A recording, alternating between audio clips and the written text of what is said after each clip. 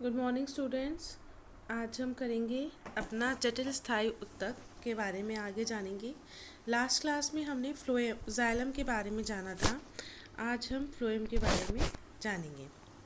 तो मैंने आपको लास्ट क्लास में बताया था कि जो जाइलम ऊतक होता है वह पौधों में से जल और खनिज लवण का संवहन करता है। अब जो भोजन पत्तियां बनाती हैं उनका संवहन यानी उनको एक हिस्से से दूसरे हिस्से तक पहुंचाने का कार्य करता है फ्लोएम।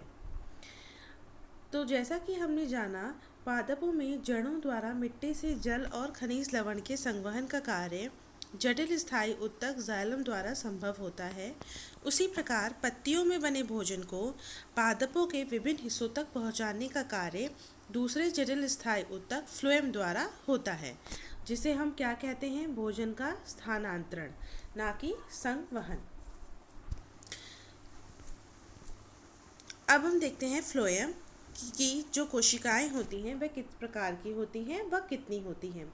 जाइलम की तरह ही फ्लोएम में भी 4 कोशिकाएं होती हैं, जो इस प्रकार से हैं: चलनी नलिका, दूसरी साथी कोशिका, तीसरी फ्लोएम पैरेन्काइमा और चौथी फ्लोएम रेशे। चलनी नलिका छिद्रित भित्ति वाली तथा नलिकार कोशिकाएं होती हैं। इसकी जो भित्ति होती है लंबी लंबी होती हैं ये, और वहाँ पे छेद होते हैं, ठीक है, और ये नालिकाकार की होती हैं।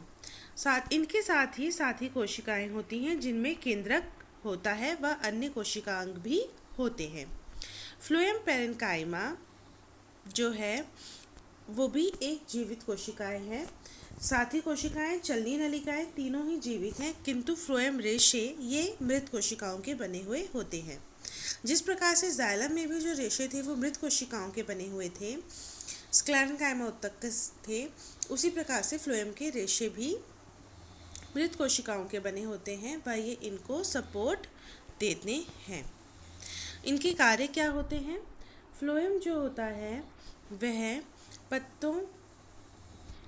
फ्लोएम पत्तियों से भोजन के पौधों को विभिन्न भागों तक पहुंचाता है, जिसे भोजन का स्थानांतरण कहते हैं।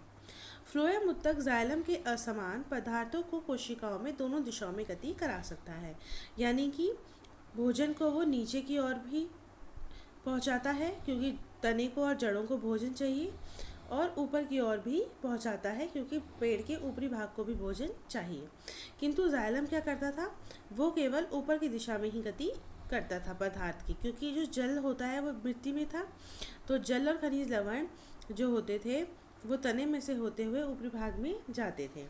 तो जाइलम एक ही दिशा में गति करता था, जबकि फ्लोएम दोनों दिशाओं में गति करा सकता है। अब आप यहाँ पे डायग्राम देखिए। चलनी नलिका की छिद्रित भित्ति चलनी नलिका है ये। फ्लोएम पूरा कहा गया है। पैरेन्काइमा साथी कोशिकाएं, साथी कोशिका का केंद्रक, ठीक है। और अगर इस तरीके से हम काट देखेंगे तो ऐसे हमें हमारा फ्लोएम ऊतक दिखाई देगा।